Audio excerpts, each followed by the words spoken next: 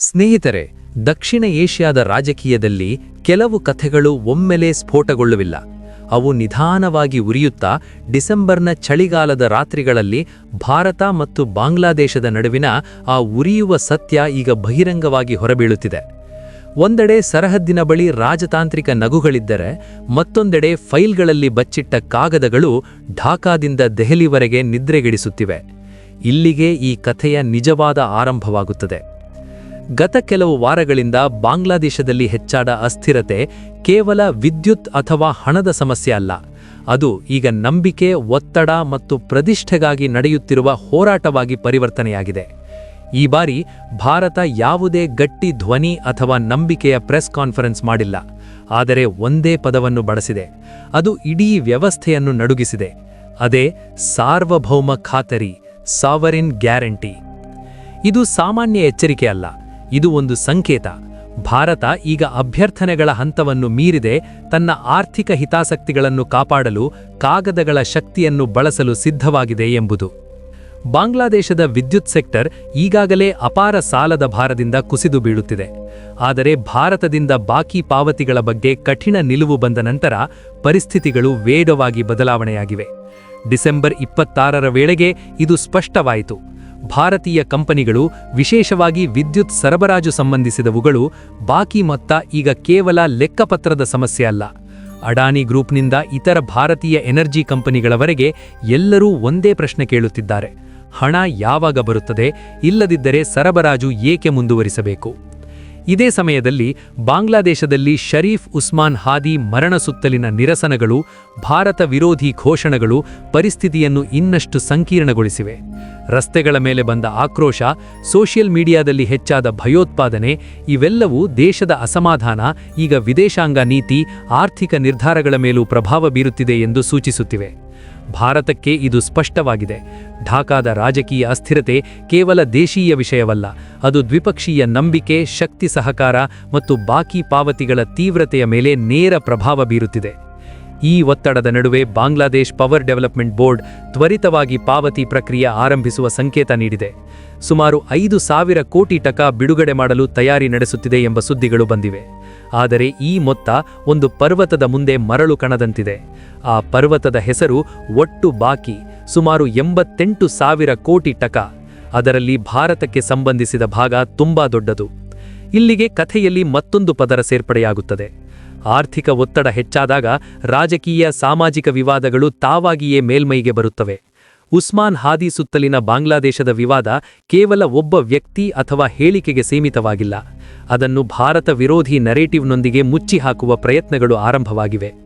Social media, ಸ್ಥಳೀಯ ರಾಜಕೀಯ, ಕೆಲವರು ಕಟ್ಟರವಾದಿ ಧ್ವನಿಗಳು ಈ ವಿಷಯಕ್ಕೆ ಗಾಳಿ ಹಾಕುತ್ತಿವೆ. ಅದೂ ಕೂಡ ಸರ್ಕಾರ ಆರ್ಥಿಕ ಮುಂಭಾಗದಲ್ಲಿ ಈಗಾಗಲೇ ಸುತ್ತುವರೆದಿರುವ ಸಮಯದಲ್ಲಿ.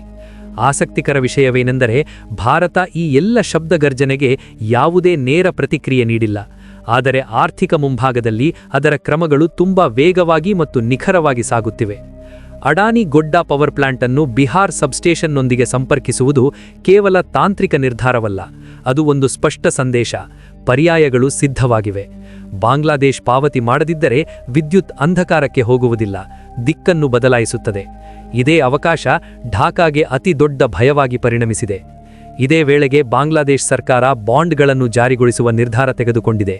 8% ಬಡ್ಡಿಯೊಂದಿಗೆ, ಕೇವಲ 10 ವರ್ಷಗಳ ಅವಧಿಯೊಂದಿಗೆ. ಸಾಮಾನ್ಯವಾಗಿ ಇಂತಹ ಬಾಂಡ್ಗಳು 15 ಅಥವಾ 20 ವರ್ಷಗಳವಾಗಿರುತ್ತವೆ. ಆದರೆ ಅವಧಿಯನ್ನು ಕಡಿಮೆ ಮಾಡುವುದರಿಂದ ಪರಿಸ್ಥಿತಿ ಎಷ್ಟು ತೀವ್ರವಾಗಿ ಮತ್ತು ಒತ್ತಡದಿಂದ ಕೂಡಿಕೊಂಡಿದೆ ಎಂಬುದು ತಿಳಿಯುತ್ತದೆ. ಶೇಖ್ ಹಸೀನಾ ಸರ್ಕಾರ ಗತದಲ್ಲೂ ಈ ಮಾದರಿಯನ್ನ ಬಳಸಿತ್ತು. ಆದರೆ ಈ ಬಾರಿಯ ವ್ಯತ್ಯಾಸ ಏನೆಂದರೆ, ವಿಶ್ವ ಮಾರುಕಟ್ಟೆಗಳು ಅನಿಶ್ಚಿತಿಯಲ್ಲಿವೆ. ವಿದೇಶಿ ವಿನಿಮಯ ನಿಧಿಗಳು ಗತದಂತೆ ಬಲವಾಗಿಲ್ಲ. ಭಾರತ ಇದೆಲ್ಲವನ್ನೂ ಯಾವುದೇ ಗದ್ದಲವಿಲ್ಲದೆ ನೋಡ್ತಿದೆ, ಏಕೆಂದರೆ ಅದರ ಬಳಿ ಸಮಯವೂ ಇದೆ, ಯುದ್ಧತಂತ್ರವೂ ಇದೆ. ಈ ಸಂಯಮವೇ ಈ ಕಥೆಯನ್ನ ಇನ್ನಷ್ಟು ತೀವ್ರಗೊಳಿಸ್ತಿದೆ. ಉಸ್ಮಾನ್ ಹಾದಿಯೊಂದಿಗಿನ ವಿವಾದ ಈ ವಾತಾವರಣದಲ್ಲಿ ಭಾವೋದ್ವೇಗದ ಆಯುಧದಂತೆ ಉದ್ಭವಿಸಿದೆ.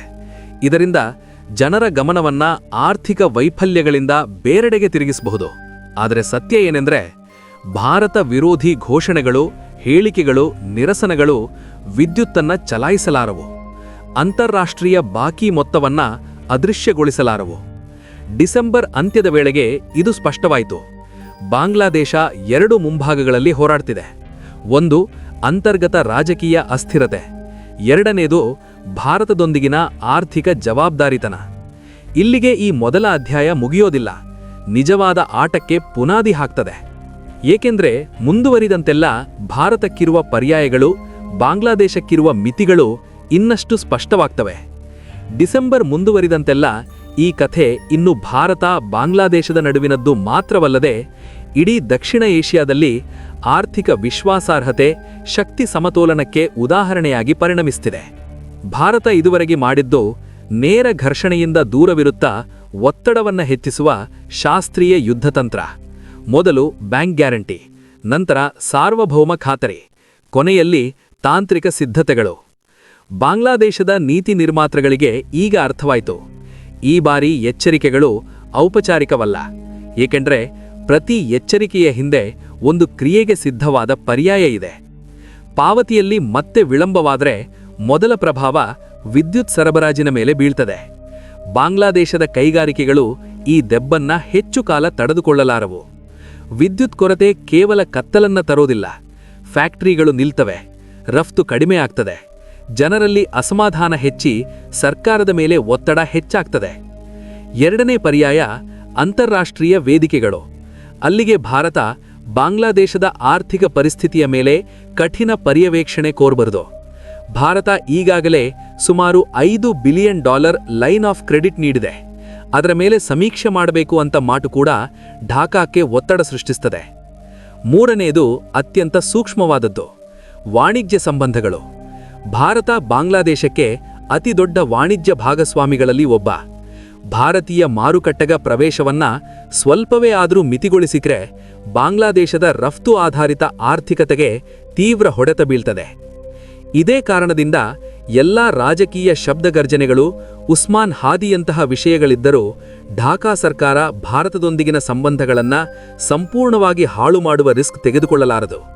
ನಿಜವಾದ ಸಮಸ್ಯೆ ಏನಂದ್ರೆ, ಬಾಂಗ್ಲಾದೇಶ ವಿದ್ಯುತ್ ಸೆಕ್ಟರ್ನ ಮೇಲೆ 4 ಲಕ್ಷ ಕೋಟಿ ಟಕಾಗಳಿಗಿಂತ ಹೆಚ್ಚು ಸಾಲ ಈಗಾಗಲೇ ಇದೆ. ನಗದು ಸಂಕಷ್ಟ ದಿನೇ ದಿನೇ ಆಳವಾಗ್ತಿದೆ. ಒಟ್ಟು 88,000 ಕೋಟಿ ಟಕಾ ಬಾಕಿಯಲ್ಲಿ ಚಿಕ್ಕ ಭಾಗವನ್ನ ಮಾತ್ರ ಸಂಗ್ರಹಿಸಲು ಸಾಧ್ಯವಾಗ್ತಿದೆ. ಇದು ಮಾರ್ಗ ಎಷ್ಟು ಉದ್ದವಾದದ್ದು, ಕಷ್ಟಕರವಾದದ್ದು ಎಂಬುದನ್ನು ತೋರಿಸ್ತದೆ. ಬಾಂಡ್ ಯೋಜನೆ ಅಂದಾಜು ಪ್ರಕಾರ ಯಶಸ್ವಿಯಾಗದೇ ಇದ್ರೆ ಅಥವಾ ಜನರು, ಹೂಡಿಕೆದಾರರು ನಂಬಿಕೆ ತೋರದೇ ಇದ್ರೆ ಸರ್ಕಾರದ ಮುಂದೆ ನಿಜವಾದ ಆರ್ಥಿಕ ತುರ್ತು ಪರಿಸ್ಥಿತಿ ಉಂಟಾಗಬಹುದು. ಅಂತಹ ಪರಿಸ್ಥಿತಿಯಲ್ಲಿ ಉಸ್ಮಾನ್ ಹಾದಿಯಂತಹ ವಿವಾದಗಳು ಭಾವೋದ್ವೇಗದ ಚರ್ಚನೀಯ ವಿಷಯಗಳಾದರೂ ಆರ್ಥಿಕ ವಾಸ್ತವಿಕತೆಯನ್ನ ಬದಲಾಯಿಸಲಾರವು. ಈ ಎಲ್ಲ ಸಂಘಟನೆಯಲ್ಲಿ ಭಾರತದ ಸ್ಥಾನ ತುಂಬ ಸ್ಪಷ್ಟವಾಗಿದೆ. ಇನ್ನು ನೀತಿಯ ಮೃದುಲತೆಯಿಂದಲ್ಲ, ಫಲಿತಾಂಶಗಳಿಂದ ಅಳಿಯಲ್ಪಡುತ್ತದೆ. ಈ ಸಂದೇಶ ಬಾಂಗ್ಲಾದೇಶಕ್ಕೆ ಮಾತ್ರವಲ್ಲ, ಭಾರತದೊಂದಿಗೆ ದೊಡ್ಡ ಆರ್ಥಿಕ ಒಪ್ಪಂದಗಳು ಮಾಡುವ ಇತರ ಪರದೇಶಗಳಿಗೂ. ಪಾವತಿ ಪ್ರಕ್ರಿಯೆ ಸರಿಯಾದ ದಿಕ್ಕಿನಲ್ಲಿ ಸಾಗಿದರೆ 2 ದೇಶಗಳ ನಡುವಿನ ಶಕ್ತಿ, ವಾಣಿಜ್ಯ ಸಂಬಂಧಗಳು ಕೆಲವು ಮಟ್ಟಿಗೆ ಮತ್ತೆ ಸ್ಥಿರತೆಯ ಕಡೆಗೆ ಹೋಗಬಹುದು.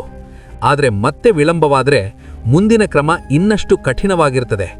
ಆಗ ಅದರ ಪ್ರಭಾವ ಆರ್ಥಿಕವೇ ಅಲ್ಲದೆ ರಾಜಕೀಯವಾಗಿಯೂ ಇರ್ತದೆ. ಇದಿನ್ನು ಹಣಕ್ಕಾಗಿನ ಹೋರಾಟವಲ್ಲ, ಇದು ನಂಬಿಕೆ, ನಿಬದ್ಧತೆ, ಪ್ರಾದೇಶಿಕ ಶಕ್ತಿ ಸಮತೋಲನದ ಪರೀಕ್ಷೆಯಾಗಿ ಪರಿಣಮಿಸಿದೆ. ಭಾರತ ತನ್ನ ಹಿತಾಸಕ್ತಿಗಳ ಮೇಲೆ ರಾಜಿ ಮಾಡಿಕೊಳ್ಳದು ಎಂದು ತೋರಿಸಿದೆ. ಬಾಂಗ್ಲಾದೇಶ ಎಚ್ಚರಿಕೆಗಳನ್ನು ಸುಲಭವಾಗಿ ತೆಗೆದುಕೊಳ್ಳುವುದು ಭಾರೀ ಬೆಲೆ ತೆರವಬೇಕಾಗಬಹುದು ಎಂದು ಅರ್ಥ ಮಾಡಿಕೊಡ್ತಿದೆ. ಬರುವ ವಾರಗಳು ನಿರ್ಧರಿಸುತ್ತವೆ, ಈ ಕಥೆ ಬುದ್ಧಿಪೂರ್ವಕವಾಗಿ ಮುಗಿಯುತ್ತೋ ಅಥವಾ ದಕ್ಷಿಣ ಏಷ್ಯಾ ಮತ್ತೊಂದು ದೊಡ್ಡ ಆರ್ಥಿಕ ಉದ್ರಿಕ್ತತೆಗೆ ಸಾಕ್ಷಿಯಾಗುತ್ತೋ. ನಿಮಗೇನನ್ಸುತ್ತೆ?